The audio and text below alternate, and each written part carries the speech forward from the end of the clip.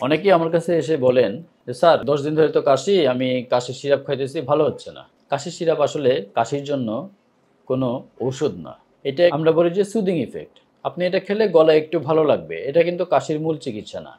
অনেকে আবার গার্গল করতে পারবেন কিনা বা ভেপ যেটা আমরা নিতে বলি, ভেপার নিতে পারবেন কিনা সেটাও বলেন। হ্যাঁ, গার্গল এবং ভেপার নেওয়া যাবে। বাট কতটুকু? অনেকে আছেন গার্গল করে গলা পুড়ে ফেলছেন। গলার চামড়া-টামড়া উঠে গেছে। এটা যেন না হয়। এবং দিনে ২ বার মেক্সিমাম ৩ বার। ভেপও তাই। এমনভাবে যেন নেওয়া না হয় যে নাকের ভিতরে পুড়ে গেল। এগুলো খেয়াল রাখতে হবে। খুব গরম পানি নেওয়া যাবে না। কিন্তু গার্গলটা করতে পারেন, গার্গলটা ভালো এবং ভেপ নেওয়াটাও ভালো। এটাতে কাশিটা বের করে দিতে সুবিধা হয়। তবে কাশির চিকিৎসা এটা না। কাশির চিকিৎসা হলো অ্যালার্জির জন্য হতে পারে, ইনফেকশনের জন্য হতে পারে এবং ইনফ্লামেশনের জন্য হতে পারে। সেটার সম্মিলিত চিকিৎসা নিতে হবে।